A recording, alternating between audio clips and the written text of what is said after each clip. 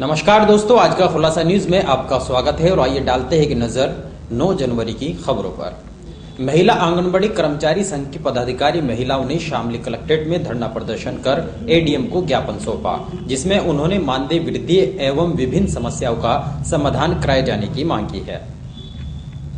बुधवार को महिला आंगनबाड़ी कर्मचारी संघ की दर्जनों पदाधिकारी महिलाओं ने अपनी विभिन्न मांगों को लेकर शामली कलेक्ट्रेट में धरना प्रदर्शन किया। धरने को संबोधित करते हुए जिलाध्यक्ष सारिता जयंत ने कहा कि 120 दिन का वादा करने वाली भाजपा सरकार को लगभग 2 वर्ष पूरे हो चुके हैं, लेकिन अभी तक मानदेय में बढ़ोतरी नहीं की गई। महिला सशक्तिकरण की बात करने वाली भाजपा सरकार ने उल्टा सबसे अधिक महिलाओं का अपमान करने का काम किया है। जब भी महिलाओं ने अपने अधिकार की बात कही तो भाजपा ने मानदेय रुकवा दिया, सेवाएं समाप्त कर दी। यहाँ तक कि महिलाओं पर एफआईआर दर्ज कराकर लाठियां भी बरसाई गई, जिनका केवल सरकार द्वारा वार्ता से समाधान निकाला जा सकता था, लेकिन तानाशाही की पराकाष्ठा है। भाजपा सरकार ने महिलाओं पर अत्याचार की दर सीमाओं को पार कर दिया है। उन्होंने कहा कि इतनी महंगाई में मात्र 4,000 रूपए आंगनबाड़ी कार्यकर्त्री, 3,000 रूपए मिनी आंगनबाड़ी कार्यकर्त्री और 2,000 रूपए सहायिका का परिवार भुखमरी की कगार पर पहुंच जाता है, जो अत्यंत ही निंदनीय है। इन्हीं विषयों को लेकर भाजपा सरकार का वादा खिलाफी के विरुद्ध आंगनबाड़ी महिलाओं ने 2 दिन की हड़ताल की है। उन्होंने कहा कि जब तक उनकी मांगे पूरी नहीं होती वह आंदोलन करती रहेंगी। थाना भवन में प्रधानमंत्री आवास योजना में छूटे लाभार्थियों के लिए एक और नया मौका मिला है। बुधवार को थाना भवन के अग्रवाल धर्मशाला में प्रधानमंत्री आवास विकास योजना के अंतर्गत 2 दिवसीय विशेष कैंप का शुभारंभ किया गया, जिसमें कस्बे में छूटे लाभार्थी अपने आवेदन के लिए पहुंचे और सैकड़ों आवेदकों ने अपने आवेदन किए। इस कैंप में इंजीनियर दीपक चौधरी के निर्देशन में संचालित किया गया, जिसमें अक्षय कुमार व मनीष कुमार भी साथ मौजूद रहे। कैंप का औचक निरीक्षण करने के लिए नरेंद्र त्यागी वहां पहुंचे और कैंप का निरीक्षण किया गया। आदर्श मंडी थाना क्षेत्र गांव सिक्का स्थित मारुति पेपर मिल के पास ट्रक को पीछे से हटा रहे एक ट्रक चालक की लापरवाही से ट्रक के पीछे खड़े एक मजदूर की दर्दनाक मौत हो गई। सूचना पाकर पहुंची आदर्श मंडी पुलिस ने शव को कब्जे में लेकर पोस्टमार्टम के लिए भेज दिया, जबकि मृतक मजदूर के परिजनों में कोहराम मचा हुआ है। गत मंगलवार देर रात्रि आदर्श मंडी क्षेत्रीय गांव सिक्का स्थित मारुति पेपर मिल के पास एक मजदूर ट्रक को पीछे हटवा रहा था। इसी दौरान ट्रक चालक की लापरवाही के चलते पीड़ित मजदूर ट्रक और दीवार की चपेट में आकर गंभीर रूप से घायल हो गया। घायल को निजी चिकित्सालय में भर्ती कराया गया, जहां उसे मृत घोषित कर दिया गया। सूचना पाकर मौके पर पहुंची आदर्श मंडी पुलिस ने घटना की जानकारी ली और शव को कब्जे में लेकर पोस्टमार्टम के लिए भेज दिया। पीड़ित मजदूर के परिजनों में कोहराम मचा हुआ है।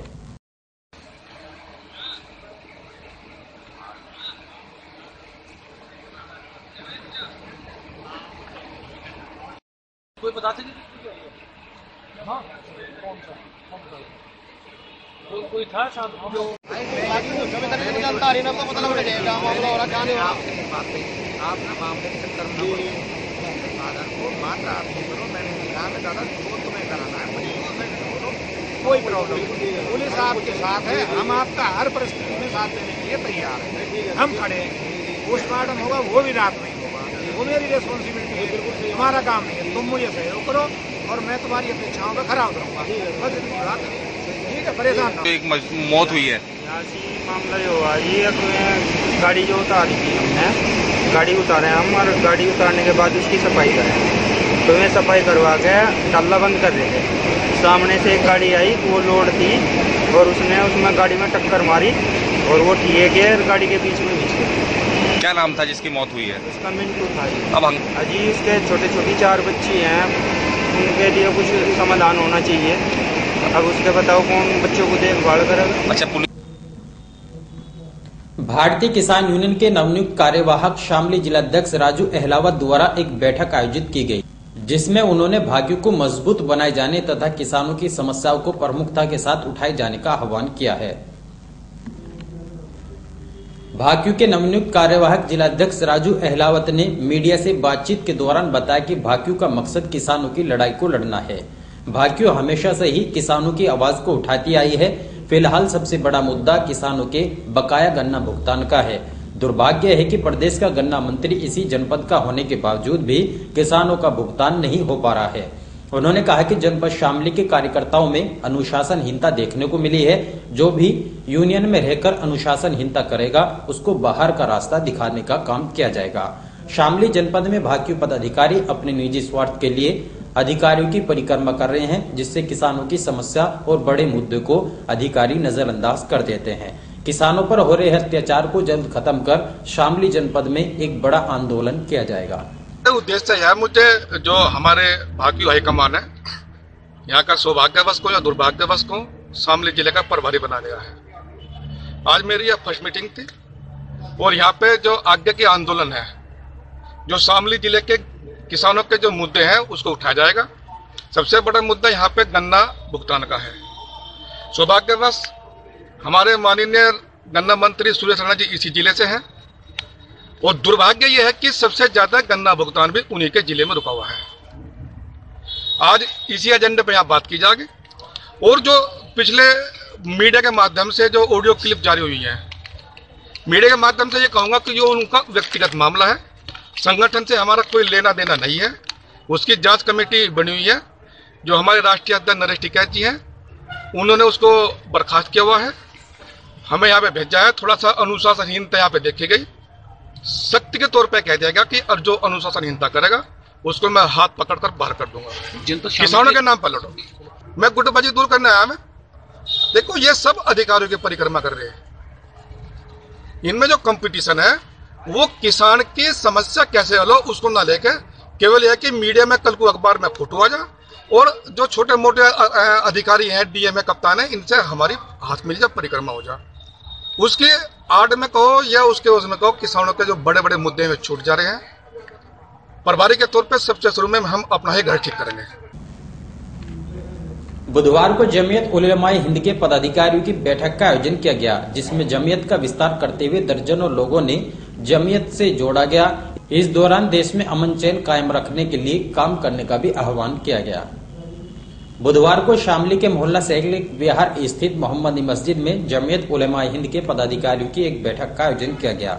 बैठक की सदारत जिला सदर मौलाना साजिद तथा संचालन मौलाना अयूब ने किया। इस दौरान जिला सदर मौलाना साजिद ने शामली तहसील सदर मौलाना नजाकत को बनाया, जबकि नायब सदर हाजी इरशाद मकसूद मलिक अब्दुल कयूम को बनाया गया। जनरल सेक्रेटरी महबूब राणा, हाफिज साजिद, जाकिर मलिक को, जबकि सेक्रेटरी दिलशाद एडवोकेट हाजी यूनुस तथा खजांची मोहम्मद शरीफ को बनाया गया। ब्लॉक शामली का भी इंतखाब किया गया, जिसमें राशिद अली एडवोकेट को ब्लॉक सदर, नायब सदर हाजी जहूर, हाजी साजिद मंसूर, मोहम्मद यूसुफ, हाजी ताल्लुक तथा जनरल सेक्रेटरी ब्लॉक के मुबारक अली, मोहम्मद जाकिर, मोहम्मद नाजिम, राव मोहम्मद आबिद, वसीम मंसूरी और खजांची अनीस को बनाया गया है। शामली के विवेंटर कॉलेज में चल रहे राष्ट्रीय सेवा योजना इकाई के विशेष शिविर के 5वें दिन छात्रों द्वारा स्कूल परिसर में साफ सफाई कर श्रमदान किया गया।